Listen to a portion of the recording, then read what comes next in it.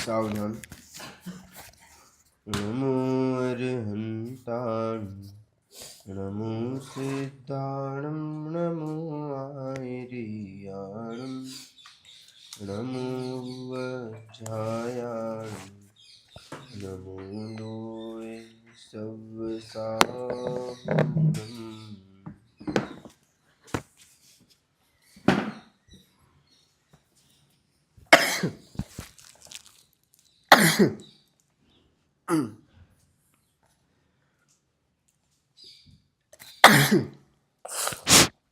पिछली कक्षा में हमने एक उदाहरण देखा था जिसमें एक व्यक्ति ने पत्थर उठाया और दूसरे व्यक्ति के ऊपर फेंक दिया।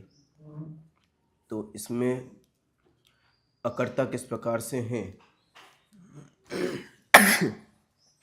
उस बात की चर्चा हमने देखी थी। मुक्ति जी थोड़ा ऐसे आओ, चेहरा दिखाई दे।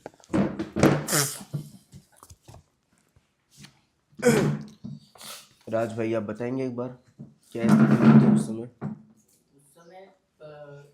पत्थर की योग्यता थी उस रूप उठने की, और उसी के साथ उस व्यक्ति की योग्यता थी कि वो पत्थर को उठाएगा।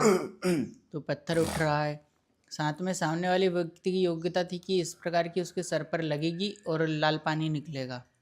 तो ये योग्यता थी। ये तो बाहरी क्रियाएं हो गई। अंतरंग में योग्यता थी कि अंतरंग में वैसे परिणाम उत्पन्न होने थे, वैसी पर्याय उत्पन्न होनी थी। तो जब ये चीज़ें हो रही थी तो उन पर्यायों के भावों के कारण सामने वाली चीज़ों को निमित्त कह दिया गया कि भाई हमने किया है, मतलब उन पर आरोप आ गया। वो चीज़ें स्वतः ही हो रही थी अपने आप। हर चीज़ का परिणामन अपनी अपनी जगह पर हो रहा था। आलोक जी कुछ ऐड करना चाहेंगे? ठीक है, ठीक है। और कोई कुछ ऐड करना चाहेगा? वहाँ पर जो यदि एक की भी योग्यता उस प्रकार की नहीं होती तो वो कार्य उस रूप नहीं हो पाता। जैसे यदि उस जिस व्यक्ति में लगी उसकी योग्यता नहीं होती तो कुछ ना कुछ इस प्रकार का होता ही कि उसमें पत्थर नहीं लगता। भले ही सब कुछ उस साइड से क्रिया हुई लेकिन उसमें नहीं लगता। या बहुत से और भी सिनेरियोज बन सकते थे, लेकिन क्योंकि वो कार्य होना था, उस कार्य की इस प्रकार होने की योग्यता थी, तो इस कारण से वो सारे निमित्त उसी प्रकार से बने और उस रूप परिणमित हुए। ठीक है, देखो ये तो हमने बात की थी कि एक परिस्थिति है और उस परिस्थिति में जो कार्य है वो स्वयं से हो रहा है। प्रत्येक द्रव्य अपना अपना काम स्वयं कर रहा है, वो किसी से भी प्रभावित नहीं हो रहा और उसकी पूर्ण सामर्थ्य से वो अपना काम कर रहा है। अब ये तो हमने कार्य की स्थिति देखी। यदि इसी में हम थोड़ी सी स्थिति चेंज करें, कार्यों को या फिर क्रियाओं को न देखकर व्यक्ति को गुणस्थान वाइज देखें तो क्या स्थिति बनेगी? सपोज करो कि यदि जिस व्यक्ति ने पत्थर फेंका है, यदि वो पहले गुणस्थान में होगा तो क्या स्थिति बनेगी, चौथे में होगा तो क्या स्थिति बनेगी, पांचवें में होगा तो क्या स्थिति बनेगी?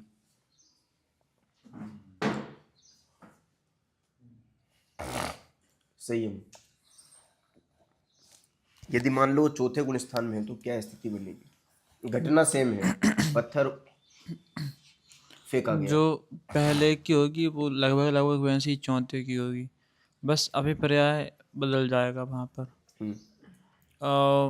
अगर वहाँ मतलब कि थोड़ा और अंतर हो सकता है, पहले वाला हो सकता है उसी को कोसता रहे, तो करता रहे, वहीं कसाई करता रहे, अपनी कसाई बढ़ाता रहे, तो अनंत अनुबंधी का कारण। और चौथी में ये हो जाएगा कि उसे अभी खेद रहेगा, अफसोस रहेगा, लेकिन वो उपाय पर ज़्यादा फोकस करेगा। वो वहाँ अनंतानुबंधी नहीं होने के कारण कसाय तो करेगा लेकिन उसमें तन्मय नहीं हो जाएगा कसाय करने में। ये अंतर होगा। क्या क्या होगा यदि चौथा गुण स्थान वर्ती है तो? पहला है तो क्या होगा? पहला होगा तो आपने बताया था कि कर्तृत्व ममत्व आदि जो बुद्धियाँ हैं वो उसकी रहेंगी। चौथा होगा तो वो नहीं रहेंगी, कंडीशन सेम रहेगी। और पहले और चौथे में यही अंतर रहेगा वहाँ पर। वो उसके दुख में क्या अंतर पड़ेगा? दुख में मतलब कैसा? वो दुखी हो रहा है कि नहीं हो रहा है? अब फर्स्ट कंडीशन में तो पहले गुण स्थान में तो ये है कि कर्तृत्व ममत्व आदि वो बुद्धियाँ हैं कि मैं करने वाला हूँ, तो स्पष्ट रूप से वो अपने आप को पर का कर्ता मान रहा, तो स्पष्ट रूप से दुखी है। लेकिन चतुर्थ गुण स्थानवर्ती जो है वहाँ पर उसकी बहुत सारी कंडीशनें वहाँ पर लग रही कि वो एक तो अपने आप को सहज ज्ञाता दृष्टा रूप देख रहा है। अब ज्ञाता दृष्टा रूप मतलब जानने देखने वाला कि भैया ठीक है स्वतंत्र परिणमन। दूसरी चीज़ उसके मन में ये भी चल रही कि चलो ठीक है कर्मोदयात, कर्मों के उससे हो रहा है। तीसरी चीज़ ये भी चल रही है कि वो उसको समझा भी रहा कि भैया ऐसा नहीं करना। लेकिन वहाँ पर जो दो अवस्थाओं रूप उसका वो था कर्तृत्व ममत्व संबंधी जो दुख था वो उसका खत्म है वहाँ पर। बाकी जो है सो है। तो उसके व्यवहार में और परिस्थिति में क्या अंतर पड़ेगा? परिस्थिति व्यवहार या में, फिर कषायों में क्या अंतर पड़ेगा? हाँ, व्यवहार में जो अनंतानुबंधी संबंधी जो कसाय है वो तो उसको नहीं है वहाँ पर, तो उस संबंधी उसको क्रोध मान माया लोभ नहीं होगा वहाँ पर। लेकिन अभी 3 कसाय चौकड़ी का वो पड़ा है, सद्भाव पड़ा है वहाँ पर, तो उसके हिसाब से उसको होगा। और व्यवहार में हमारे जैसा ही है वो, तो हमारे जैसा देखता टोकता हुआ भी दिख सकता है कि भैया ऐसे नहीं करना चाहिए आपको, ये क्रियाएं आपके लिए शोभनीय नहीं है। लेकिन ऐसा नहीं कि बिल्कुल ही वो खेद खिन्न हो जाए कि इसी ने मारा, वो इंटेंशनली वहाँ पर नहीं रहेगा। मारा नहीं, पत्थर मारा गया है। हाँ वही मैं कह रहा हूँ, पत्थर ने मारा है, सम्यक ने मारा है। सम्यक दृष्टि ने मारा है, तो व्यवहार में वो उससे क्षमा भी करेगा, भैया मुझसे गलती हो गई, व्यवहार में तो करेगा। लेकिन अंतरंग में उसके पड़ा है कि भैया करना वाला मन, इसको मानने वाला मैं कुछ भी नहीं हूँ। जो 4 प्रकार की बुद्धियाँ बताई थी पहले गुण स्थान में और इसके चौथे गुण स्थान में परिणामों में क्या अंतर पड़ेगा? मुझे परिणामों में मतलब इतना ही अंतर लग रहा वहाँ पर कि पहले गुण स्थान में अनंतानुबंधी क्रोधमान माया लोभ और 4 प्रकार की बुद्धियाँ, उन संबंधी उसको दुख होगा, कष्ट होगा, सब कुछ होगा। और चौथे गुण स्थान में पहुंचकर अनंतानुबंधी क्रोध मान माया लोभ ये नहीं है और 4 प्रकार की वहाँ पर बुद्धियाँ नहीं हैं। बाकी कंडीशन बाहर में सेम बनेगी। हाँ, हो सकता है कि भविष्य में क्या कंडीशन बनेगी? हाँ मतलब ये घटना घट चुकी, अब क्या कंडीशन बनेगी या फिर क्या बन सकती है? हाँ, इंस्टेंट वहाँ पर वो हुई है। अब ऐसा भी देखा जा सकता है कि सम्यक दृष्टि वहाँ पर ज़्यादा क्रोध करता हुआ दिख जाए, ठीक है ना, और एक मिथ्या दृष्टि है वो कम क्रोध करता दिख जाए। मतलब वो प्रकट रूप में नहीं है, उसकी प्रकट रूप में आ रही है, तो ऐसा नहीं है कि उससे वो कोई फर्क पड़ेगा। अभिप्राय से फर्क पड़ेगा, वहाँ पर उसका अभिप्राय अलग बैठा है सम्यक दृष्टि का, मिथ्या दृष्टि का अभिप्राय अलग है। निखिल भाई, उसके बाद की बात करें तो जो खेद खिन्नता होती है पत्थर मारने के बाद मैंने मार दिया, इस प्रकार की खेद खिन्नता, उसे अगर कहें तो हो सकता है पश्चाताप भी दोनों को लगो लगो सेम हो अगर मारने के बाद में। लेकिन अंतरंग में जो चीज़ बैठी है कि भैया मारने के बाद पश्चाताप है, तो वो पश्चाताप के बाद जो शांति, बाद में भी शांति की तरफ बढ़ने का जो मार्ग है उस पर सम्यक दृष्टि आगे रहेगा, क्योंकि उसे ये निर्णय रहता है, अभिप्राय में रहता है कि मैं परद्रव्य का करने वाला कुछ नहीं हूँ। वो फर्क निश्चित तौर पे अभिप्राय का रहेगा।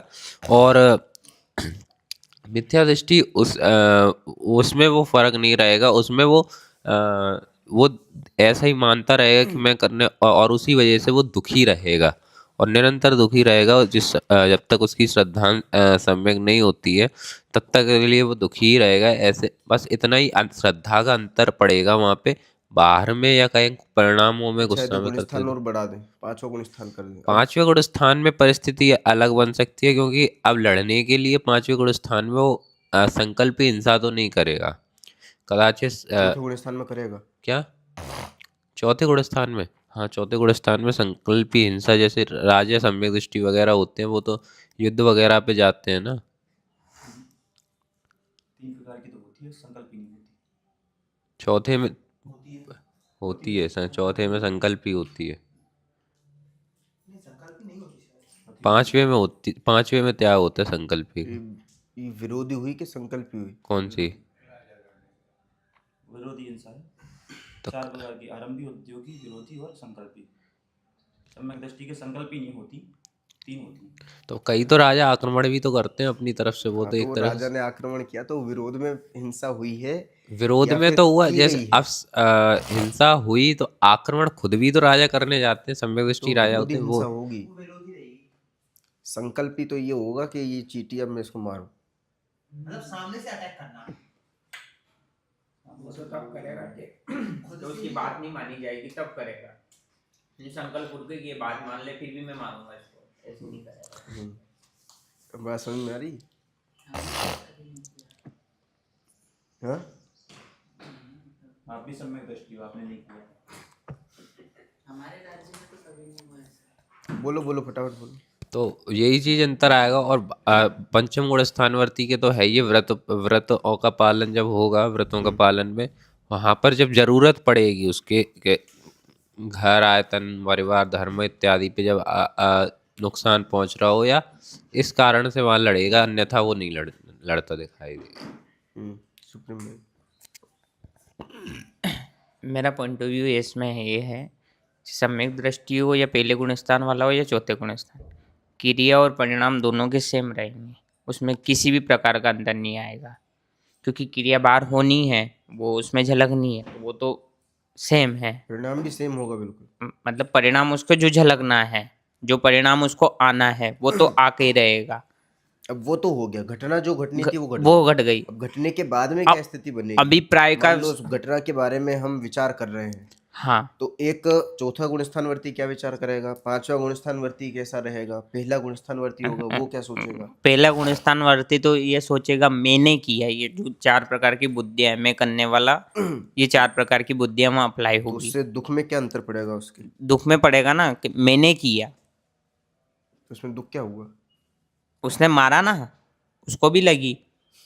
तो ये पत्थर किसने उठाया? मैंने उठाया। हम्म और फेंका किसको? मैंने किया। हम्म चोट किसने पहुंचाई? उसको मैंने पहुंचाई।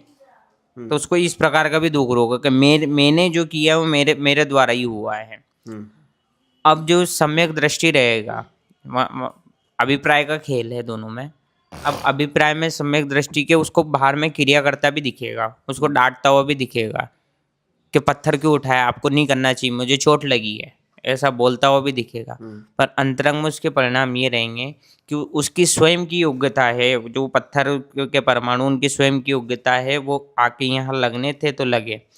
फिर उसके बाद उसके ज्ञान में क्या हुआ कि झलका, फिर भी उसकी दृष्टि कहाँ रहेगी? बस एक स्वच्छ दर्पण पे, एक ज्ञान रूपी दर्पण पे रहेगी। वो कहता हुआ दिखाई देगा, कहने और मानने में जो अपनों ने पढ़ा था ना भाई, कहने और मानने में ये फर्क पड़ता है कि कहता कुछ है और मानता कुछ है। तो वहाँ रहेगा। ये किसका बता रहे हो? ये ज्ञानी का बता रहा है। ज्ञानी का? हाँ। चौथे की पांचवे? चौथे में भी देख लो और पांचवे में भी यही रहेगा। परिणाम तो परिणामों में क्या अंतर पड़ेगा? ये तो श्रद्धान की बात हो गई। परिणामों में जो चौथे में था तो यहाँ पर अनंतानुबंधी कषाय चली गई उसके, बाकी की जो चार बची है तो उसका तो उसको बंद नहीं होगा अनंतानुबंधी का। जो बाकी की जो चार बची है उसका तो उसे जितनी एरिया में कषाय करेगा उतना तो 100% उसको बंद होगा। ऐसे फिर पांचवे में चलेगा तो जितनी कषाय गई है उसका तो उससे बंद नहीं होगा, पर जितनी भी पड़ी हुई है उसका तो उसको 100% बंद होगा। आलोक जी?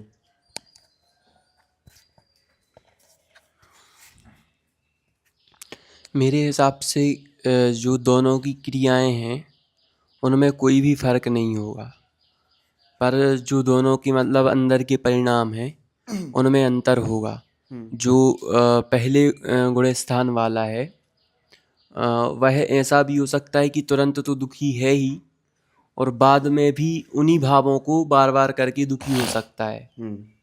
पर जो चौथे गुण स्थानवर्ती जीव है उसके साथ ऐसा नहीं होगा। वह हो सकता है तुरंत पे तो दुखी दिखे पर उसके बाद वो दुखी ना हो उतना। मतलब कैसे? मतलब कि थोड़ा सा एक्सप्लेन करो इस चीज को। जैसे जिस समय मतलब पत्थर उसको लगा है उस समय तो वो उसने तो दुखी। पत्थर फेंका है। अच्छा, उसने पत्थर फेंका है तो पत्थर उसने फेंका है तो उस समय तो वो ये सोच सकता है कि अरे मैंने गलत किया ऐसा वैसा। यदि पहले गुण स्थान में होगा तो क्या सोचेगा? पहले गुण स्थान में होगा तो वो ये सोचेगा, वो तो फिर उल्टा ही सोचेगा। तो वो सोचेगा अच्छा किया मैंने तो। उसमें तो कोई शंका ही नहीं है। ठीक है। और जो चौथे गुण स्थानवर्ती जीव है वो ये सोचेगा कि मुझसे गलती हो गई, क्षमा भी मांग लेगा और बाकी फिर उसको बात को निकाल देगा अपने मन से, ज़्यादा उस पर मतलब वो नहीं करेगा। ठीक है। अब उल्टा कर दो इसको। उल्टा मतलब अभी तो ये फेंकने वाला था, अब समझो कि जिसको लगी है वो व्यक्ति है और वो व्यक्ति यदि पहले गुण स्थान में, तो क्या फर्क पड़ेगा? मतलब इसको अब स्वयं को लगी है। हाँ, अब लगी है, पत्थर लगा है अब, और लगने वाले का यदि पहला गुण स्थान है तो क्या इफेक्ट आएगा? यदि लगने वाले का पहला गुण स्थान है तो जो बाहर में क्रिया होती है वो होगी, साथ में क्रोध भी होगा और उसके बाद बदले के परिणाम भी आएंगे कि मैं इससे बदला लूँगा। और जो चौथे गुण स्थान में होगा, बाहर में क्रोध करेगा पर अंतरंग में ऐसा सोचेगा कि ये तो होना था सो हो गया, उस पर फिर वो ज़्यादा विकल्प नहीं करेगा। मतलब बाहर में वो क्रोध करेगा उस समय में, पर उसके बाद में वो नहीं करेगा, मतलब उसी और चीज़ यदि को। मान लो 7वें 8वें गुण, 6वें 7वें गुण स्थान में, तो 6वें 7वें गुण स्थान में तो उसके इतना विकल्प ही नहीं आएगा।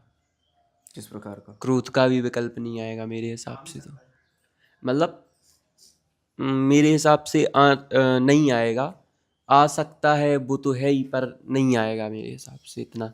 और फिर वहाँ बदले और चीज़ का तो कुछ उठता ही नहीं है विकल्प। ये सम्यक दृष्टि है, तो फिर जानबूझकर कषाय रूप तो क्रिया कभी करेगा ही नहीं। क्रोध आएगा, 6वां 7वां नहीं रह सकता, 6वां नहीं रह सकता। उसकी कषायों की स्थिति उस अपेक्षा से बनेगी, अनंतानुबंधी अप्रत्याख्यान प्रत्याख्यान और संतुलन की अपेक्षा से। तो हम उस तरीके से अंदाजा लगा सकते हैं। जैसे सम्यक दृष्टि है तो उसकी अनंतानुबंधी का अभाव हो गया है, तो अब जो भी स्थिति होगी वो बाकी तीन की अपेक्षा से बनेगी।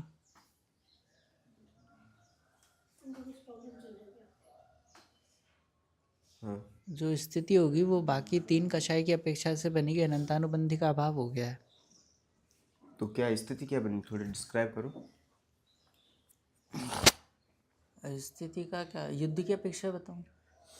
किसी की भी उदाहरण दे के बताओ कि युद्ध नहीं, उस पर पत्थर लगा, अब लगने के बाद क्या स्थिति बनी? किस पर? सम्यक दृष्टि पर लगा, सम्यक दृष्टि ने मारा। पहले गुण स्थानवर्ती हो तो क्या होगा, चौथे में हो तो क्या होगा, 5वें में हो तो क्या होगा, 6वें 7वें हो तो क्या होगा? पहले गुण स्थान में जब होगा तब वहाँ पर पत्थर सम्यक दृष्टि मार रहा है ना, तो अगर कोई जीव मार रहा है और वो मिथ्या दृष्टि है, वो मिथ्या दृष्टि लगा है, लगने वाले के ऊपर बताओ। अच्छा, लगने वाले पे घटाना है। ओके, लगने वाला यदि मिथ्या दृष्टि है तो वहाँ वो आक्रोशित होगा, वो बोलेगा कि मुझे तुमने मारा है, मुझे मारा है और तुमने ही मारा है, ठीक है, क्योंकि वो मिथ्या दृष्टि है, तो उसकी अनंतानुबंधी पूरी वहाँ पर उदय में आएगी। चौथे गुण स्थानवर्ती होगा तो वो उसका वो ज़रूर करेगा कि आपको पत्थर नहीं मारना चाहिए था, ऐसा नहीं करना चाहिए था, पर अंतरंग में उसके भाव ऐसे होंगे कि उस व्यक्ति ने मारा नहीं है, उस समय वो पर्याय उस प्रकार की होनी थी। 6वां 7वां गुण स्थान जब होगा तब उस जीव के समझाने के भी परिणाम नहीं आएंगे, वो उस चीज़ को शांति से सहन करेगा और यही समझेगा कि वो चीज़ नॉर्मली वैसी होनी थी और ये शरीर भी मेरा नहीं है, इस शरीर की वैसी पर्याय होनी थी, तो ये समझेगा। तो ऐसे विकल्प उठेंगे? विकल्प उठेंगे नहीं, वो तो स्वभाव से ही रहेंगे, मतलब बाहरी क्रियाओं जैसे विकल्प नहीं उठेंगे, अंतरंग के विकल्प अलग होंगे, बाहरी क्रिया अलग होंगी। तेज। यदि बात करें पहले गुण स्थान वाले की, तो वहाँ पे तीव्र क्रोध आना स्वाभाविक है और क्रोध की व्यक्तता के कारण वहाँ पे लड़ाई और भी बढ़ सकती है, ऐसी स्थिति भी आएगी निश्चित तौर पे।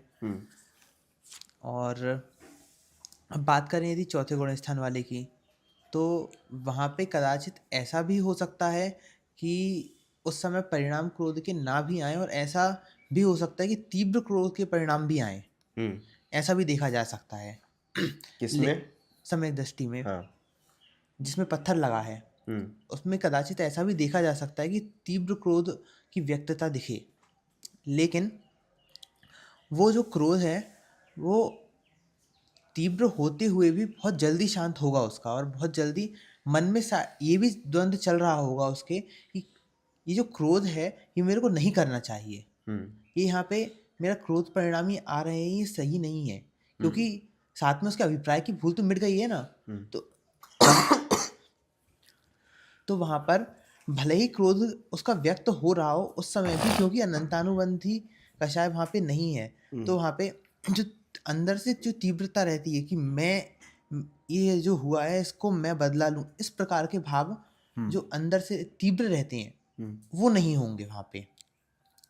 अब बात करें 5वें गुण स्थान वाले की, तो वहां पे क्योंकि कषाय और भी मंद है तो कदाचित वहां पे व्यक्तता देखी जाए तो वो भी व्यक्तता भी बहुत कम होगी। वो चौथे गुण स्थान की अपेक्षा भी व्यक्तता में भी थोड़ी कमी आएगी वहां पे, और साथ में अंतरंग में भी जो परिणाम होंगे वो थोड़े इतने तीव्र परिणाम उसके नहीं होंगे वहाँ पे, क्योंकि दो कषाय चौकड़ी का अभाव है वहाँ पे। मुनिराज होंगे और मुनिराज होंगे तो वहाँ पे भी वो अधिकतम तो ये होगा कि वो उपसर्ग समझकर उसको सहन करेंगे और अपने में ही लीन होने का प्रयास करेंगे उस समय भी। लेकिन कदाचित जैसे द्विपायन मुनि आदि का उदाहरण देखा जाता है कि इस प्रकार की घटना हुई, तो वहाँ पे भी ऐसा कह सकते हैं कि जो क्रोध आया तो जैसे उनका टिक रहा था ना थोड़ी देर, उसकी जगह वो कुछ ही क्षणों में जो व्यक्तता भी थी वो कुछ ही क्षणों में खत्म हो जाएगी उनकी। वो उस समय में मुनि रहे थे क्या? हाँ नहीं, उनका गुणस्थान गिरा था ना। तो वो तो बात ही कर रहे हैं ना अपन 6वें 7वें गुणस्थान की। 6वें 7वें गुणस्थान में रहते हुए यदि कहें, वो स्थिति नहीं रही। हाँ तो गुणस्थान में रहते हुए यदि कहें तो अधिकतम वो सहन ही करेंगे, वो सहन करेंगे मतलब अपने उसे उपसर्ग समझकर उसको उपसर्ग पे विजय प्राप्त करने की कोशिश करेंगे और अपने में ही लीन रहेंगे उस समय, अपने आत्म ध्यान ही लगाने का प्रयास करेंगे। क्या करेंगे, उपसन सहन करेंगे कि विजय प्राप्त करेंगे? 6वें में, हाँ 6वां 7वां मान लो गुण स्थान है। अब 7वें में आएगा तो स्वभाव में तो टिक नहीं पाएंगे, तो 6ठे में जाएंगे। 6ठे में आएंगे तो वो तो उनका तो यही रहता है कि वो बुद्धिपूर्वक भेद विज्ञान करते हैं। बाकी वहाँ कषाय का जो उनके कषाय है संज्वलन, वो तो रहेगी रहती है, तो वो क्रोध तो रहेगा। और उनको प्रयास तो वो यही करेंगे कि वो भेद विज्ञान से इसको आत्मलीन तक करें, 7वें में पहुँचे, उनका ही होगा। और यदि कम गुण स्थान के हैं तो 5वां, तो वहाँ कषाय देखेंगे, अभिप्राय बस चेंज रहेगा, वहाँ की क्रिया तो दिखेगी, पहले में अभिक्रिया दिखेगी, लेकिन वहाँ अभिप्राय भी वैसे ही रहेगा। 4थे में अभिप्राय चेंज रहेगा, क्रिया वही रहेगी। आप अंतर ही नहीं कर पाओगे कि ये पहला है या 4था है। और हमको पता भी लग जाए ये 4था है तो आप ये कहोगे ये किस तरह का 4था है, इससे अच्छा तो पहला ही है। ऐसे कहने में आ सकता है। 5वें में भी जो परिणाम है वो भी रहेंगे, उसके अप्रत्याख्यान वाले जो रहेंगे परिणाम पूरे दिखेंगे आपको। वो भी बिल्कुल आपको गुस्सा करते हुए, चिल्लाते हुए दिख सकता है, मैनेजमेंट पे दोष देते हुए दिख सकता है कि ऐसा मैनेजमेंट है, साधकों की व्यवस्था भी नहीं कर पा रहा है। हाँ, तो वो ये सब चीज़ें दिखेंगी, बस अभिप्राय में वहाँ अंतर जाएगा। सुप्रीम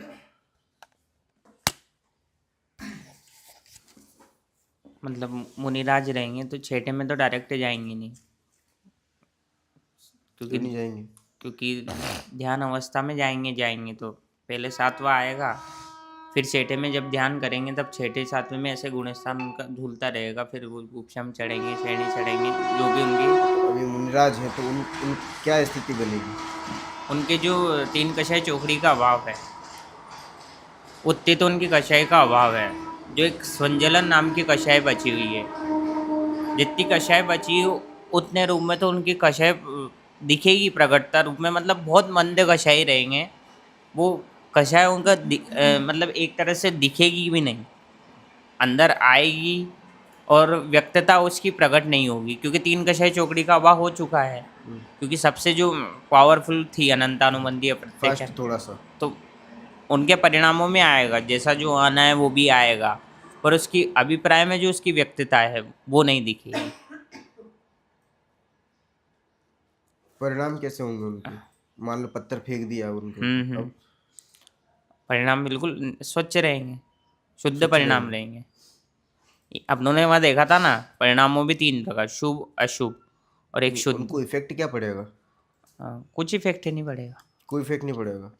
हाँ, पत्थर फेंक दो उनके ऊपर। नहीं नहीं फेंको वो नहीं कह रहा हूँ, उनके ऊपर जितनी पत्थर जितनी संजुलन फेंक दिया कषाय गया। उनके विद्यमान है उतना तो उनको इफेक्ट पड़ेगा, पर वो प्रकट रूप में नहीं दिखेगी अपनों को, वो अंतरंग में रहेगी। जैसे किसी ने पत्थर मारा मुनिराज और यदि पे, पहले गुण स्थान में तो फिर तो दिखेगी, क्या दिखेगी?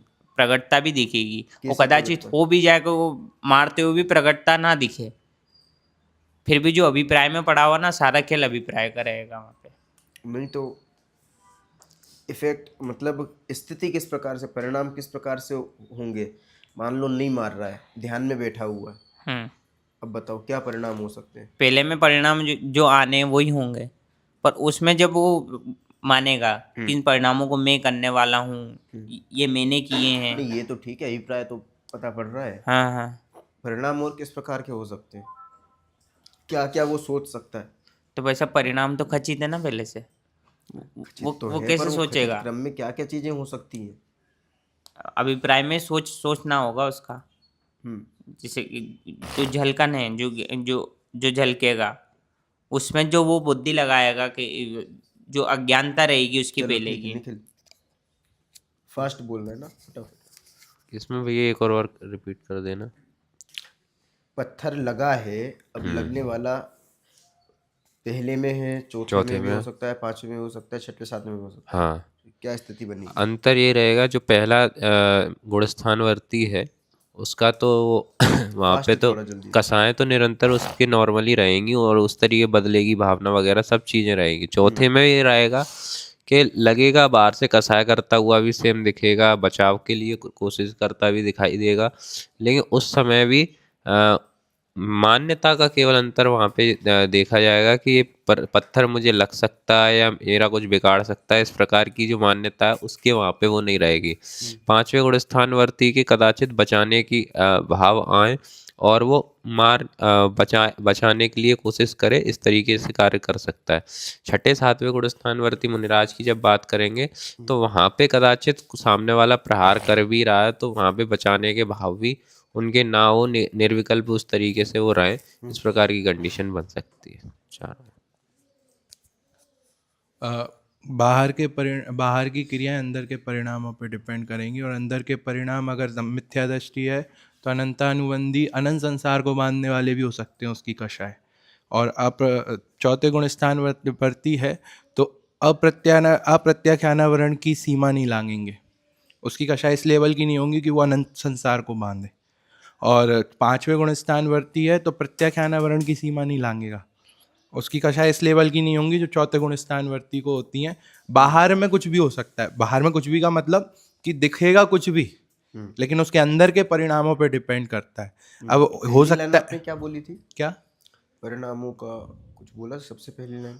बाहर में क्रिया कुछ भी हो सकती है, परिणाम उसके जो परिणाम है वो उसके अभिप्राय पे डिपेंड करते हैं। अभिप्राय मतलब अगर गुणस्थान में, मतलब अंदर में किस गुणस्थान में है। अच्छा, पहले में होगा तो अनंत संसार को बांधने लायक, अंदर में परिणाम, बाहर में क्रिया भले शांत दिखे कि मतलब शरीर की चमड़ी भी उतार दो और मिर्ची भर दो, नमक भर दो और तल दो तो अभी आँख का कोना लाल ना हो, लेकिन अंदर के परिणाम तो अभी अनंत संसार को ही बांध रहे होंगे। और यहाँ पे चौथे गुण स्थान में दिख रहा होगा तलवार उठा के, मतलब तीर चला रहा होगा, युद्ध कर रहा होगा, जान से मार रहा होगा, तो भी उसके परिणाम अनंत संसार को बांधने वाले नहीं होंगे। उसकी जो कषाय होंगी ना वो अनंत संसार को बांधने वाली नहीं होंगी। पांचवें गुण स्थानवर्ती जो जीव होगा उसकी जो प्रत्याख्यानावरण की सीमाएं नहीं लांघेंगी, उसके परिणाम भले बाहर में क्रोध वाला दिख रहा है, पांचवी छठवीं कौन सी प्रतिमा तक वो युद्ध भी कर सकता है, वो लड़ सकता है, बाहर में इतना ही प्रचंड दिखेगा जितना मिथ्या दृष्टि बिल्कुल अत्यंत प्रचंड दिख रहा, लेकिन अंदर में उसके परिणाम उस लेवल के नहीं होंगे। और छठवें सातवें वाले को तो विकल्प भी नहीं आएगा। बाहर में भले आचार्य डांटते हुए दिखेंगे, लेकिन उनकी डांट उस लेवल की नहीं होगी। फिर उस तरीके से भी क्रियाओं में, बाहर की क्रियाओं में अंतर पड़ेगा।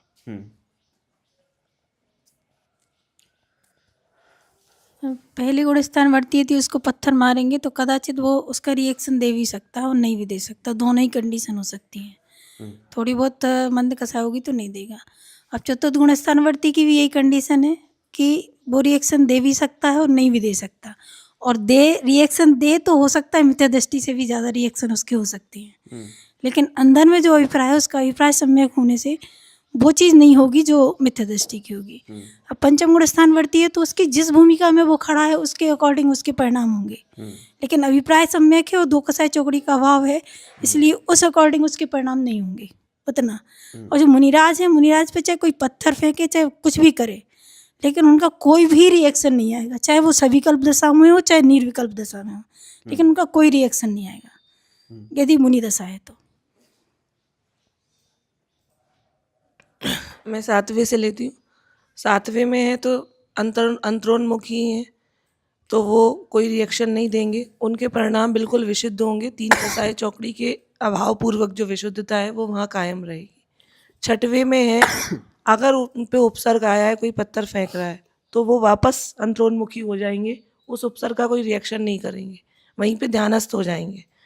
अगर पांचवें गुण स्थानवर्ती श्रावक है या मुनिराज हैं तो वो भी रिएक्शन नहीं करेंगे, मतलब यथा योग्य देखेंगे। उनको दो कसाए चौकड़ी की विशुद्धि तो है ही अभाव पूर्वक, तो वो विशुद्धि मेंटेन रखेंगे, और बाहर में अन्याय अनीति को देखते हुए कुछ कह सकते हैं मंद कसाय है तो कि भाई ऐसा ना करो, पर प्रतिकार तो नहीं करेंगे। पंचम गुण स्थानवर्ती। चौथे गुण स्थानवर्ती प्रतिकार कर सकता है, नहीं भी कर सकता है, दोनों बात है।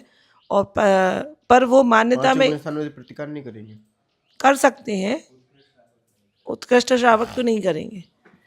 और मतलब दोनों श्रावक की भूमिका भी तो अलग अलग है ना उसमें। और चौथे गुण स्थानवर्ती प्रतिकार कर भी सकता है, नहीं भी कर सकता है, पर उसकी मान्यता में ये होगा कि उसकी जो पत्थर है तो वो परद्रव्य मुझे हानि पहुंचा सकता है, ये उसकी मान्यता में नहीं होगा।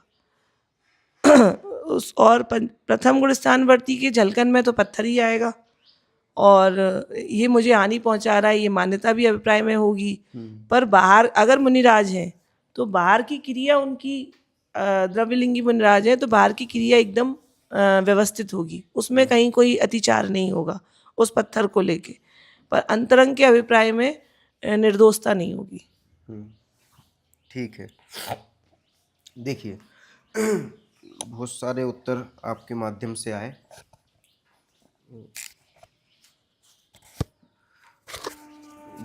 अलग अलग हमने गुण स्थानों के हिसाब से एक चीज़ को एनालाइज किया, ठीक है ना, और ये चीज़ देखी कि किस गुण स्थान में क्या चीज़ होती है तो उसके हिसाब से इफेक्ट पड़ता है।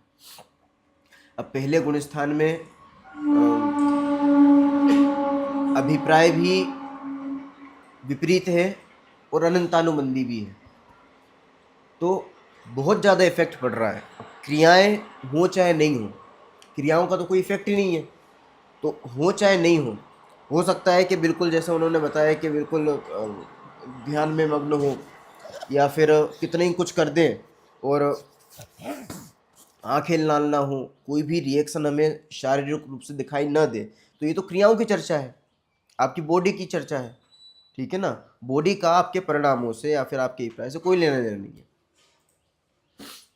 पर अंतरंग में इस प्रकार के परिणाम आ रहे हो कि अभी तो ठीक है देख लूँगा, अब आगे देखते हैं, मतलब बेर के भाव, ये जो बेर भाव है ये चीज़ हो सकती है। उसकी पहले गुणस्थानवर्ती कसा इस प्रकार से रहेगी आलोक भाई कि लगातार कहो 1 साल 2 साल या फिर कई कई भवों तक वो कसाय कंटिन्यू विदाउट एनी ब्रेक चलती चली जाए। बात समझ में आई ना, बिल्कुल वही के वही चीज़ें उसको बार बार ध्यान में आ रही है कि इसने किया तो किया, कैसे ये हुआ वो हुआ, मैं देख लूँगा इसको। बाहर में बिल्कुल शांत है, पर अंतरंग में ये सब इतनी ज्वालामुखी हो सकती है।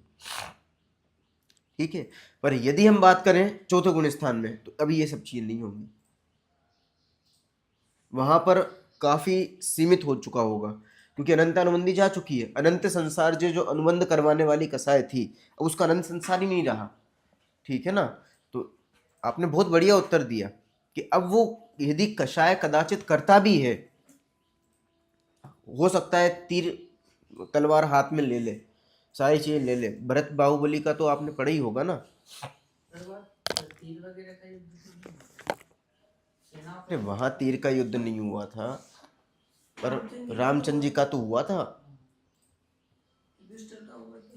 ठीक है ना, अब वो भी तो छायक सम्यक दृष्टि थे। तो अब रामचंद्र जी के बारे में सोचो। भरत चक्रवर्ती का युद्ध हुआ, सामने वाले पर चक्ररत्न चला दिया। अब उसके बारे में सोचो, मतलब कषायों का लेवल क्या होगा। अनंत अनुबंधी खत्म, और उसके बाद अप्रत्यक्षान में भी इस लेवल की कसाय हो सकती है, पर उसके होने के बाद भी अभिप्राय में क्या चीज है? करता है, अकर्ता है, कि मैं इनको करने वाला नहीं। अब ये जो स्थिति है ना, ये लगती है हमें अटापटी। बात समझ में आई ना? चिन्ह मूरत दृगधारी की मोहे रीत लगत है अटापटी। अब ये जो रीति है, ये जो उसकी रीत है, उसकी ये जो क्रियाएं हो रही हैं, ये बहुत ही अटपटी लगती है। अब छठवें सातवें गुण स्थान में हो तो वहाँ समझ में आ जाता है कि भाई इसकी क्रियाएं, क्योंकि वहाँ निमित्त नैमित्तिक संबंध भी इस प्रकार से बैठेगा।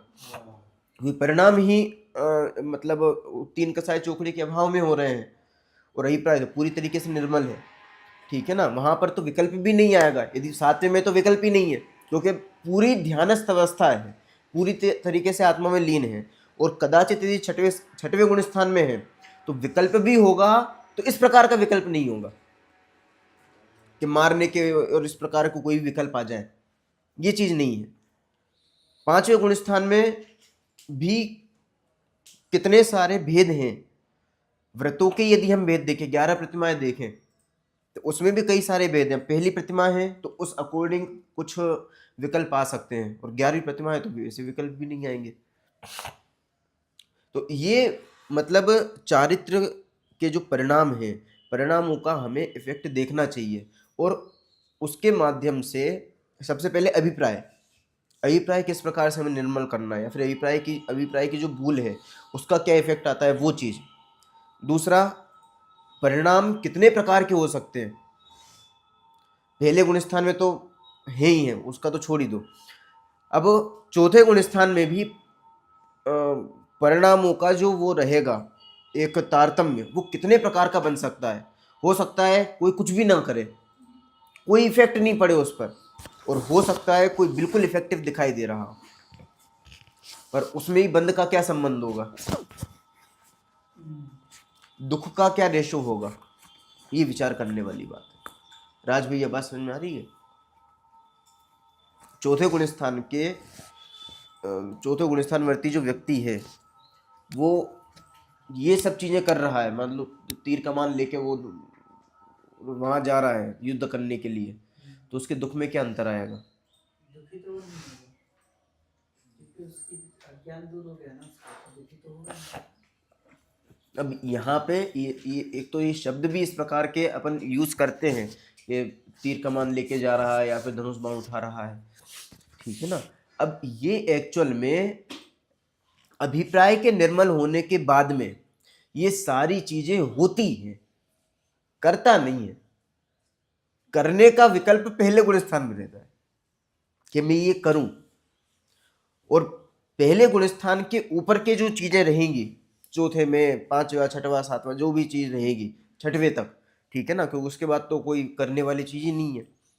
तो ये जो गुण स्थान है, यहाँ पर जो भी चीज आपको दिखाई दे रही है, चाहे अच्छे से अच्छी, चाहे बुरी से बुरी, चाहे अशुभ में चाहे शुभ में, वो सारी की सारी चीजें होती हैं, की नहीं जाती हैं।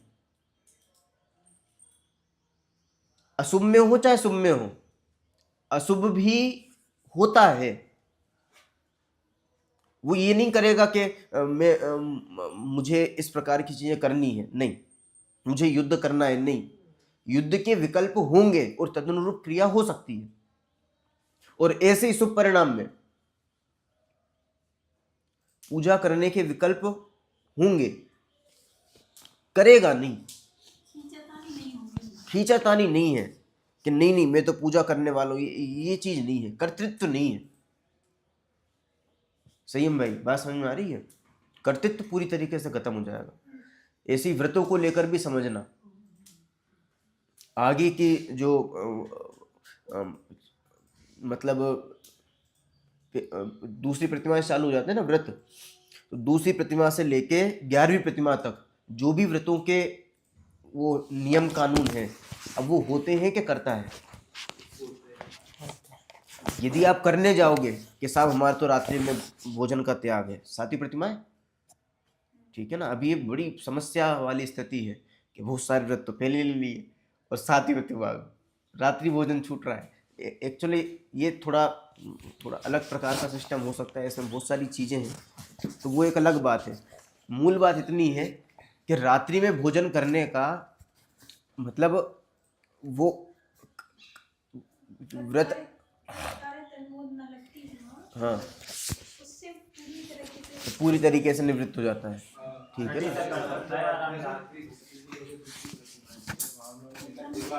हाँ, वो दो आ जाती है वहाँ पर, एक दिवा मैथुन भी आ जाती है और एक दूसरा। इसमें एक और चीज का ये मिलता है कि रात्रि भुक्ति तो उन लोगों के हिसाब से हुआ करती थी जो जिन्हें जैन धर्म का कोई इतना परिचय नहीं था। वो धीरे धीरे लेकिन उनकी परिणाम विशुद्ध होते गए, बढ़ते गए, तो उन लोगों को फिर रात्रि भोजन का त्याग वाली प्रतिमा, हाँ, फिर उसमें हर तरीके के त्याग था। चलो वो ठीक है, वो तो समझने की बात है। जैसा भी है, अपन को दोनों ही चीज़ें मिलती है, रात्रि भोजन त्याग मिलता है और ये दिवा मैथुन त्याग मिलता है। हाँ, अणुव्रत महा, हाँ, 7वीं प्रतिमा में, ठीक है ना।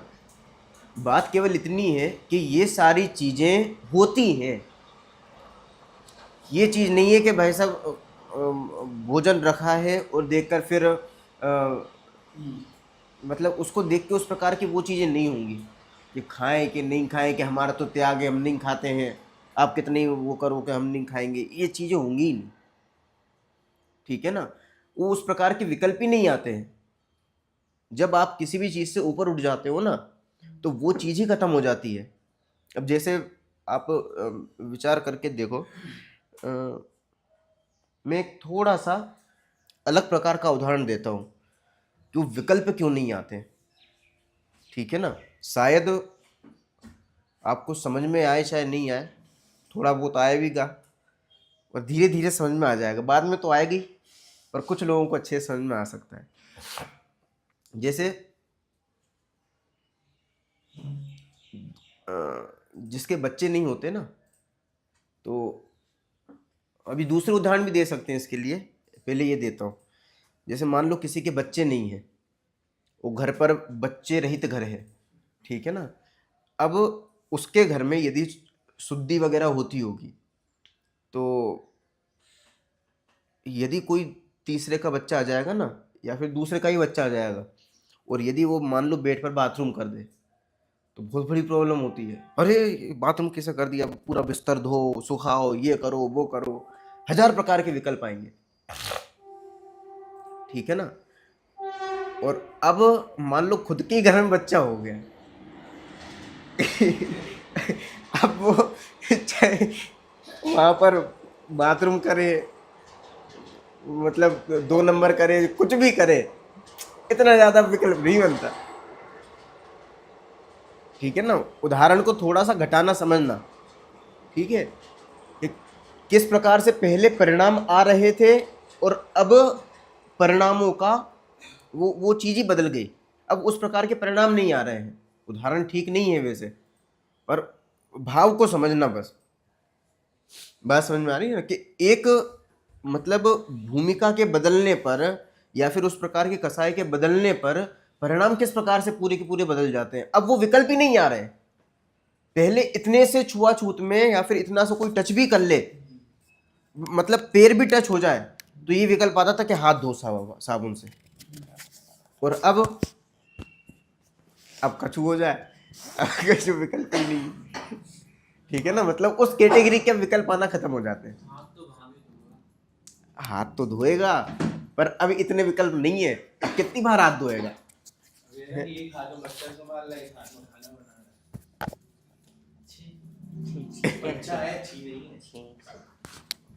बात समझ में आ रही? अब ये आपके घर में आपने कई सारी चीजें देखी होंगी, ठीक है ना, क्योंकि ऐसा तो है नहीं आपके घर में बच्चे नहीं हुए होंगे, पर बच्चों के पहले की स्थिति और बच्चों के बाद की स्थिति, और यदि उसमें भी आपके घर में चौका शुद्धि वगैरह ये चीजें होती हैं तो और ही ज्यादा तांडव है।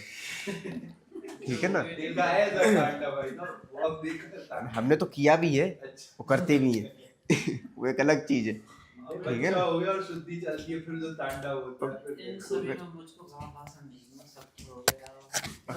पर ठीक है ना, वो मैं समझ रहा हूँ कि सबके साथ में परिस्थिति, हाँ, वो हो जाता है, सारी चीजें धीरे धीरे सारी चीजें हो जाती हैं। ठीक है ना, मैं तो केवल, मेरा किसी चीज पर वो मतलब नहीं है, मेरा केवल इतना सा है कि भूमिकाओं के मतलब अलग होने पर किस प्रकार से परिणाम बदल जाते हैं, और किस प्रकार से जो पहले परिणाम हो रहे थे उस प्रकार के परिणाम यहाँ होते ही नहीं है, वो विकल्प भी नहीं उठता। बात समझ में आ रही है ना? तो ये सारी चीजें होती हैं। हम मान लो एक क्या बोले, एक कचड़े वाली सड़क से जा रहे हैं, तो वहां पर कुछ फेंके, कुछ मतलब इस प्रकार के परिणाम होंगे। मान लो हम कुछ रेपर वगैरह हमारे पास में हो, वो कचड़े वाला रास्ता हो, तो ये चीज होगी कि फेंको यहाँ पे, और कुछ नहीं होगा तो थूकने के विकल्प भी हो सकते हैं। पर यदि एकदम साफ सुथरा रास्ता है तो वहां पर इस प्रकार के विकल्प आएंगे। ठीक है ना, तो ये चीजें ही बदलती हैं। तो आपका जिस प्रकार का गुणस्थान होगा उस प्रकार के कई सारे तारतम्य आपको देखने के लिए मिल सकते हैं। भूमिकाओं के अनुसार आपके विकल्प बन सकते हैं।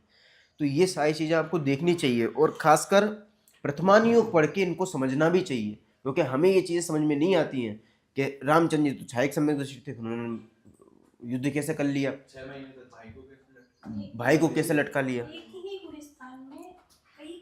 हाँ, कई विकल्प हो सकते हैं, और उस समय भी वो विकल्प के अकर्ता रहकर सुखी भी रह सकते हैं। असंख्यात लोक प्रमाण भाव होते हैं। हाँ, समझाने असंख्यात के लिए लोक प्रमाण कैटेगरी नहीं, बना दी। ये जन्म से ही लोक प्रमाण से, लोक प्रमाण ऐसा क्या है? असंख्यात लोक प्रमाण से, लोक प्रमाण, तो उनको समझाने के लिए कैटेगरी बना दी। हाँ, असंख्यात लोक प्रमाण तो होते ही नहीं है ना, असंख्यात लोक, नहीं तो परिणाम तो होते हैं, परिणाम हो सकते हैं। अच्छा परिणाम की, हाँ परिणाम ठीक है, पर असंख्यात लोग नहीं होते ना। नहीं हाँ वो बात है, असंख्यात लोक प्रमाण उसके बराबर हो सकते हैं। ठीक है ना, चलो ये बात हुई अपनी। रूपेश भाई कौन सा गुणस्थान? गुणस्थान अभी चल रहा था 5वां। मैं ये पूछ रहा था कि जैसे छायक सम्यक दर्शन होता है, वो जन्म से ही होता है किसी को, जैसे इसी भाव में मोक्ष जाना है उसको, होता है छायक सम्यक दर्शन? जन्म से भी कोई पूर्वों से भी लेके आता है, और इसी भाव में भी करता है। तीर्थंकर है, चक्रवर्ती है, जो छायक सम्यक दृष्टि कहते हैं, वो पूर्वों से ही लेके आता है। नहीं 63 लाख का पुरुष में सभी नहीं आता। नारायण पति नारायण नहीं होते। छायक सम्यक दर्शन ऐसा सम्यक दर्शन है जो छूटता नहीं। अब छूटेगा ही नहीं तो फिर मतलब फिर खत्म कैसे होगा? ठीक है ना, वो तो कंफर्म हो गया कि छायक सम्यक दर्शन उसको ही होगा, मतलब वो एक बार छूटेगा नहीं, ठीक है ना। लेकिन जैसे कोई इसी भाव में मोक्ष जाना है उसको, तो वो उसके जन्म से ही होगा या बीच में भी प्राप्त कर सकता है? उसी भाव में भी प्राप्त कर सकता है, उसी भाव में कर सकता है। चलो अभी इस पर विचार करना। भरत चक्रवर्ती का युद्ध हुआ, बाहुबली भगवान तपस्या कर रहे हैं, ये चीज़ें हो रही हैं, आदिनाथ भगवान को देखो, आप रामचंद्र जी को देखो, कृष्ण जी को, जितने भी जने थे, युधिष्ठिर, कृष्ण जी नहीं, कृष्ण जी तो मिथ्या स्थिति, हाँ, तो अब इन सबको आप देखोगे ना तो इनके जीवन में आपको काफ़ी सारी विचित्रताएं दिखाई देंगी कि ऐसे कैसे कर सकते हैं, ठीक है ना। और गजब के उदाहरण तो हमें तब देखने मिलते हैं जब रुद्र की उत्पत्ति का समय होता है, ठीक है ना, तब तो और ही कैटेगरी अलग हो जाती है। और उस समय भी वो उनका कौन सा गुण स्थान होता है जो नहीं, छठवां सातवां गुण स्थान है, और उस समय में इस प्रकार की चीज़ है, हाँ वो गिर जाता है, वो एक अलग चीज़ है, पर उस समय में भी ये चीज़ें हुई, पर वो तुरंत ही वापस से वैसा नहीं होता, वापस से वो उसमें चले जाते हैं प्रायश्चित करके, हाँ ठीक है ना। तो कितनी विचित्रताएं हैं। रुद्र का क्या होता है? रुद्र नरक जाता है, उनकी क्या गलती है? अरे तो भाई उनकी भवितव्यता वैसी है, मोक्षगामी होते हैं, लेकिन गलती क्या है? रुद्रों का पालन पोषण कौन करता हो? तो ये मुंह में भाई पुण्यशाली जी यहाँ पेट कर लूँ मैं। चलो अब ये प्रथमान योग की घटनाओं से आप विचार करना। चलो अब मैं आपको कुछ इम्पोर्टेंट चीज़ें बता देता हूँ, बहुत ध्यान से समझना है यहाँ पे। रुद्र की गलती होती है नहीं, तो नारदगामी जैसे गए वो, तो उनकी क्या गलती है बेचारों की? अरे तो वो जब बड़ा होता है तो वो ऐसे काम करता है कि वो पाप करके वो नरक जाता है, इसमें उनकी मर्यादा अब जो वो परिणाम कर रहा है तो वो तो खोटे ही कर रहा है ना, खोटे परिणाम कर रहा है तो जाएगा ना, इसमें उनका दोष नहीं है ना, और उसका जब वो जीवन भर काम ही ऐसे कर रहा है। देखिए ये क्या है, ये अत्यंत भाव हो गई, अत्यंत भाव की वज्र की दीवार है, ठीक है। अब आप मुझे कॉन्सेप्ट क्लियर कैसे होंगे भाई साहब मेरे, तो मुझे ये समझ में नहीं आ रहा। मैं वही कर रहा हूँ, ठीक ठीक है। सबसे पहले मैं आपको 4 अभाव बता रहा हूँ। अभाव, ठीक है, प्राग भाव की परिभाषा बोलो। वर्तमान पर्याय का पूर्व की पर्याय में अभाव, वर्तमान पर्याय का पूर्व पर्याय मतलब ये वाली पर्याय यहाँ नहीं है, ठीक है ना। पूर्व पर्याय का वर्तमान पर्याय में अभाव, ये प्राग भाव नहीं है, पूर्व पर्याय इसमें गड़बड़ हो जाएगी। क्यों? क्योंकि ये सारी की सारी पर्याय यहीं पर तो हैं। बात समझ में आ रही है? ये सारी की सारी ये भूत पर्याय जो भी हैं ये कहाँ निमग्न है? ये वर्तमान में यहीं पर तो निमग्न है। अब यदि आप पूर्व पर्याय का वर्तमान में अभाव कर दोगे तो ये लाइन क्रॉस हो जाएगी, द्रव्य आधा रह जाएगा और केवल वर्तमान पर्याय रह जाएगी। तो पूर्व पर्याय का वर्तमान पर्याय में अभाव, ये चीज बिल्कुल गलत हो जाएगी, धारणा वगैरह सब क्या होगा, मतलब वो सब खत्म हो जाएगा। बात समझ में आई ना? पूर्व पर्याय का वर्तमान में, तो वर्तमान में पूर्व पर्याय का इन पर्यायों का अभाव, अभाव मतलब ये चीज खत्म हो गई। बात समझ में आई? अब इसको उल्टा कर दो, पूर्व पर्याय में नहीं, गलत हो जाएगा, वर्तमान का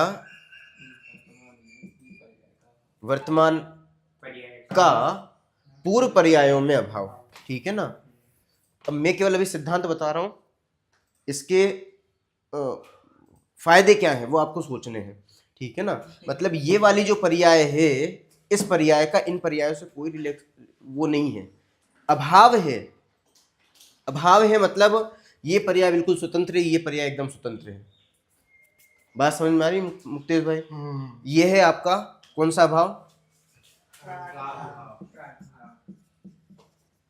प्राग भाव।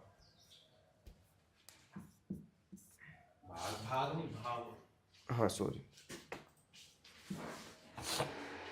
अब वर्तमान पर्याय का पूर्व पर्याय में यदि भाव होगा तो क्या कहलाएगा? प्राग भाव। वर्तमान पर्याय का यदि भविष्य पर्याय में अभाव कहे, मतलब वर्तमान पर्याय जो है वो भविष्य पर्याय में नहीं है, भविष्य पर्याय से वर्तमान पर्याय, अभी ओनली वर्तमान पर्याय की बात कर रहा हूं। वर्तमान पर्याय भविष्य पर्याय में नहीं है, ना वर्तमान पर्याय का भविष्य पर्याय से कोई संबंध है, वर्तमान पर्याय बिल्कुल स्वतंत्र है। ठीक है, तो ये कौन सा भाव है? ये भाव कहलाता है प्रध्वंसा भाव।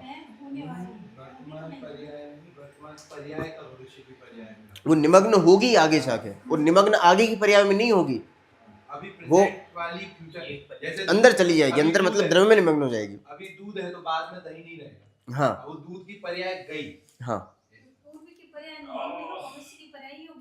हाँ, वो योग्यता रूप से है, ये सारी योग्यता रूप से ही है। ठीक है ना? ख्याल में नहीं आई भाई साहब। क्या? वो थोड़ा एक बार आप बता दीजिए क्या है। अभी मैं सिद्धांत बता रहा हूँ। अभी नहीं, परिभाषा इसकी मैं लिख लूँ एक बार। प्रध्वंसा वर्तमान पर्याय का भूत पर्यायों में अभाव, सॉरी भविष्य की पर्यायों में अभाव, भविष्य की पर्याय में अभाव। ठीक है, अभी केवल समझ लो, इसके बाद फिर प्रैक्टिकल निकल जाएंगे फिर। ठीक है, अभी समझ लो। ये वर्तमान पर्याय का यदि भूत में अभाव होगा तो प्राग, वर्तमान का भविष्य में अभाव होगा तो प्रध्वंसा भाव। ऐसा कह ही नहीं सकते। वर्तमान पर्याय भी भविष्य की पर्याय में निमग्न है, लेकिन प्रेजेंट रूप में नहीं है ना। अरे भैया ये तो सेपरेट है ना। अभी की बात कर रहे हैं। ये आपको लाइन नहीं दिखाई दे रही है? ये लाइन किस बात की सूचक है? ये प्रकटता की बात है। ये पर्यायार्थिक न्याय का विषय है, इसलिए पर्याय है। और ये अनुस्यूत द्रव्य है जो कि द्रव्यार्थिक न्याय का विषय है। तो यहाँ पर आपके दो नए एकदम क्लियर हो जाते हैं, द्रव्यार्थिक और पर्यायार्थिक। पर्यायार्थिक न्याय में केवल एक समय की वर्तमान पर्याय आएगी जो कि विशेष रूप है। विशेष मतलब ये जो पॉइंट दिखाई दे रहा है, मान लो यहाँ पेड़ है तो ये पेड़ विशेष रूप है। ठीक है, ये भेद रूप है, ये अनित्य है क्योंकि एक समय का है, और अनेकता रूप है। और जबकि आप अनुसूति देखो तो ये अनुसूति कैसी है? अनादि अनंत है, सामान्य रूप है। अब जब अनुसूति देखो तो पेड़ दिखाई नहीं देगा, क्या दिखाई देगा? ज्ञान दर्पण। तो वो सामान्य हो गया। अभेद, आप अभेद को फोकस किए हुए हो, दर्पण को। नित्य, ये नित्य है पूरा, और एक रूप है। बात समझ में आई? इसलिए द्रव्यार्थिक न्याय का विषय है।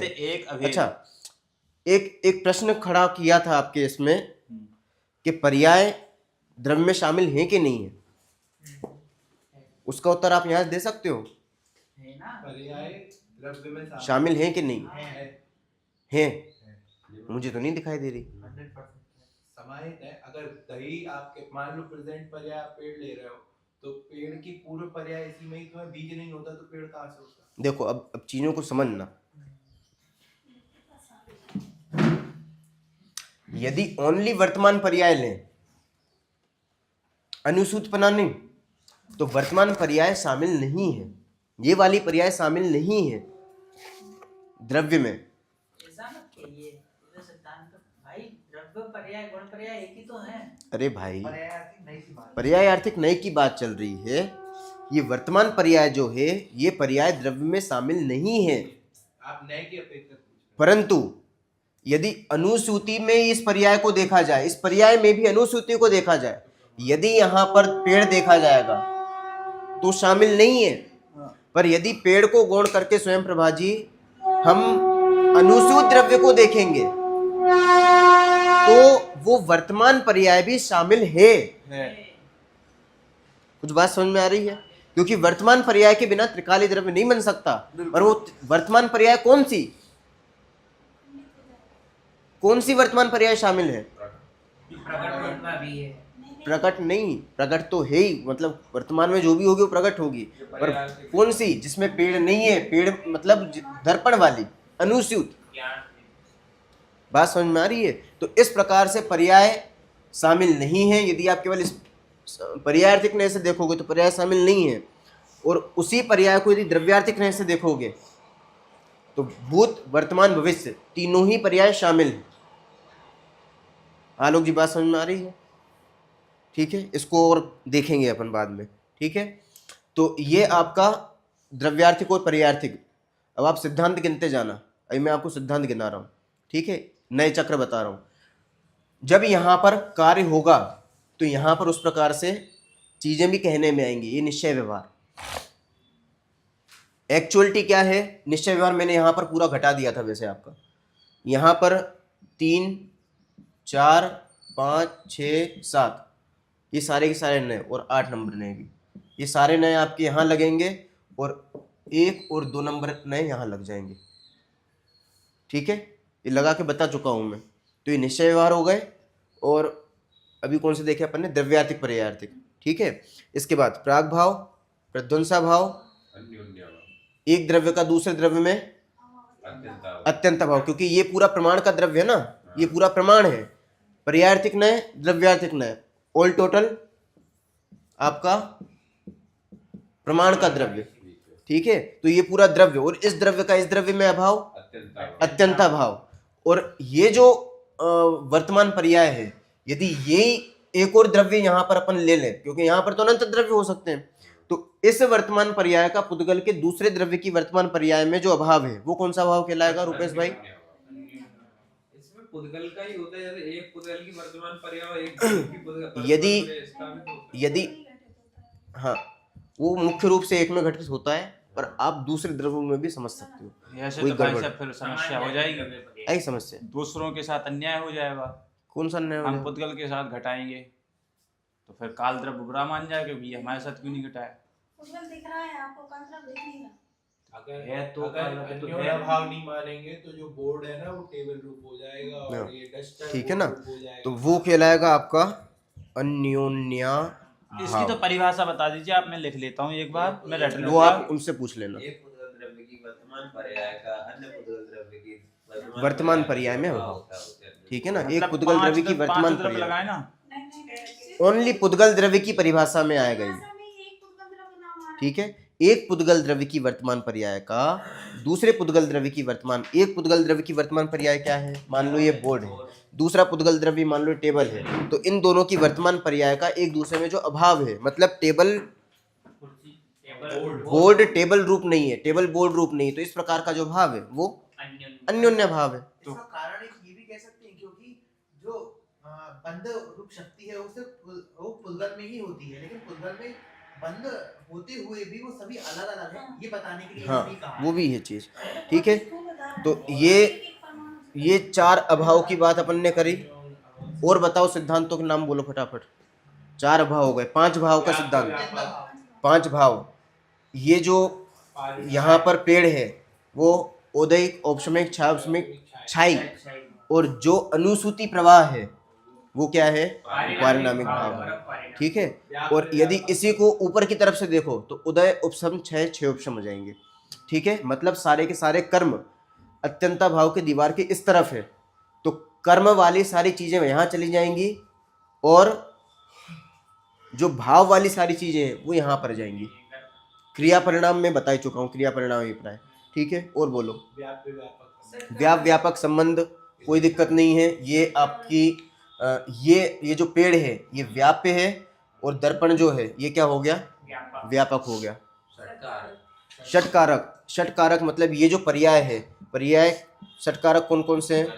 कर्ता, कर्म, करण, संप्रदान, अपादान, अधिकरण और अधिकरण। ये पूरे द्रव्य में नहीं बल्कि केवल वर्तमान पर्याय में घटित होते हैं। जो भी वर्तमान पर्याय में जो भी भाव होने हैं, उन भावों का वो जो उसमें व्याप्य है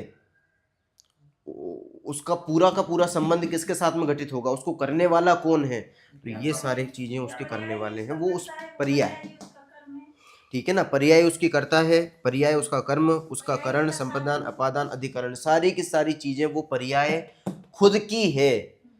वो गुण भी नहीं है और वो द्रव्य भी नहीं है। ठीक है, इससे स्वतंत्रता का एक प्रकार से कहो तो शंखनाद हो जाता है पूरी तरीके से। एक ही पर्याय में घटित होंगे। एक द्रव्य का दूसरे द्रव्य में सरकारक बना नहीं होता है कि मैं किसी दूसरे द्रव्य का करता हूं, बिल्कुल नहीं। द्रव्य की तो बात बहुत दूर की रही, क्योंकि एक द्रव्य अनंत गुणों से मिलकर बना है और एक गुण अनंत अनंत पर्यायों का पिंड है। और यहां षटकारक कहां लगते हैं? एक्चुअल षटकारक केवल और केवल एक पर्याय में। अब आप सोच सकते हो, एक पर्याय ओनली, ये पूरा गुण भी नहीं, तो द्रव्य की तो बात ही कहां है। और हम डायरेक्ट क्या बोलते हैं कि मैं इस मोबाइल को उठा सकता हूं। कितना बड़ा अज्ञान, कल्पना कर सकते हो आप?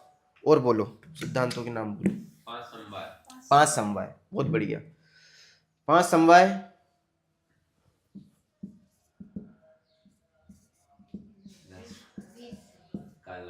काल लब्धि, ठीक है ना।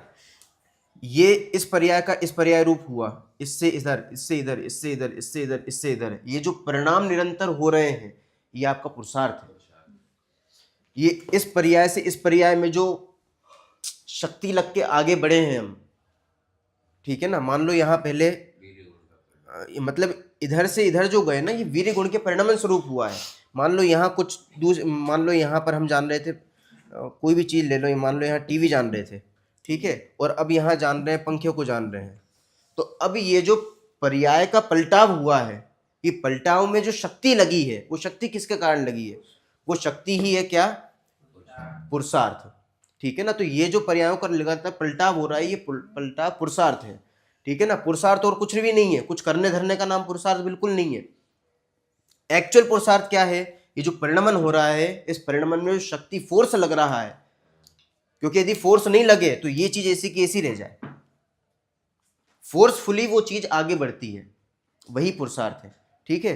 तो पुरुषार्थ हो गई, काल लब्धि आई चुकी, और कौन से भवितव्यता, ये इसमें जो भी काम होना होगा वो उसकी भवितव्यता है, ठीक है ना। और निमित्त ये है, और स्वाभाविक पूरा है ये, ठीक है। नहीं आया समझ में, आगे पूछ लेना, ठीक है। निमित्त ऊपर है ना, ठीक है। पर निमित्त कब कहलाएगा? निमित्त तब कहलाएगा जब ये कार्य होगा, तभी ये निमित्त कहलाएगा। आलोक भाई, बात समझ में आ रही है? निमित्त ये ऐसे नहीं कहलाएगा, जब ये कार्य होगा तभी इसको निमित्त कहा जाएगा।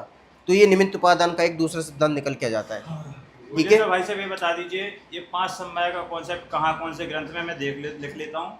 या आपको जैन ग्रंथों में मिलेगा ही नहीं, मतलब दिगंबर ग्रंथों में नहीं मिलेगा, श्वेतांबर में मिल जाएगा, ठीक है। अब इसके बाद में पर्याय क्रम में होती हैं, तो पर्याय क्रम में है, ये पर्यायों के क्रमवर्ती पने का सिद्धांत है, ठीक है। इसके बाद में अनेकांत स्यादवाद, अनेकांतात्मक वस्तु और इसमें जो चीज है उसके हिसाब से उसका कथन करना, ये स्यादवाद है, ठीक है। सप्तभंगी, सप्तभंगी बहुत सरल है। अस्ति नास्ति, अस्ति नास्ति, यहीं कहीं आपके साइड लग जाएंगी। ये अस्ति ऊपर नास्ति, फिर इसके मतलब इसको इस तरफ से देखना, ये अस्ति, और ये इस रूप नहीं है, ये नास्ति, ठीक है ना। तो इस प्रकार से अस्ति नास्ति, अस्ति नास्ति अवक्तव्य। भाई साहब इतना बड़ा वक्तव्य नहीं है, आप केवल इतना वक्तव्य कर पाओगे, और बाकी ये सब किस में चला जाएगा? ये अवक्तव्य में चला जाएगा, और इतना आप वक्तव्य कर पाओगे, ठीक है। तो ये इस प्रकार से आप सातों भंग घटा सकते हो। और बताओ, फटाफट बोलो, टाइम हो गया फिर।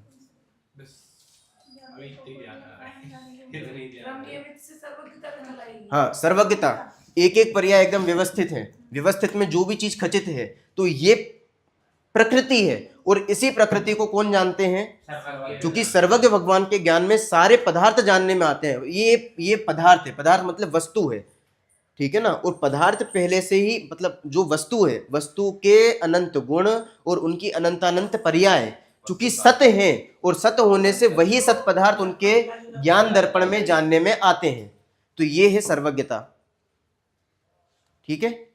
और बोलो, सबका मुखिया वस्तु स्वातंत्र, वस्तु स्वातंत्र, वस्तु स्वातंत्र, ये स्वतंत्र है, ये स्वतंत्र है। ये तो द्रव्य की स्वतंत्रता हुई, ये द्रव्य की स्वतंत्रता, कि ये द्रव्य स्वतंत्र, ये द्रव्य स्वतंत्र, इसमें हमने एक एक गुणों की बात करी तो गुण पूरे स्वतंत्र हो गए, और एक एक पर्याय बिल्कुल स्वतंत्र है ही है, कोई दिक्कत नहीं है। ठीक है, और बोलो।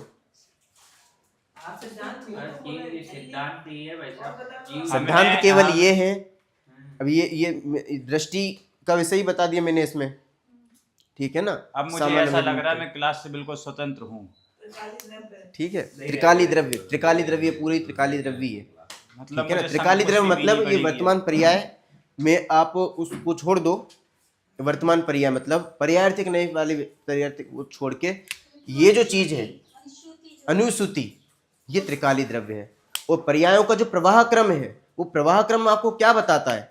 वो प्रवाह क्रम आपको ये नहीं बताता, बहुत ध्यान समझना, प्रवाह क्रम आपको ये नहीं बताता कि ये पर्याय इस समय पर व्यवस्थित है तो ये काम होगा, तो जब जो जैसा होना है तब तब वैसा होता है। ये चीज पर्यायों के प्रवाह क्रम से चीज सिद्ध नहीं होती है, ये तो बहुत छोटी चीज है।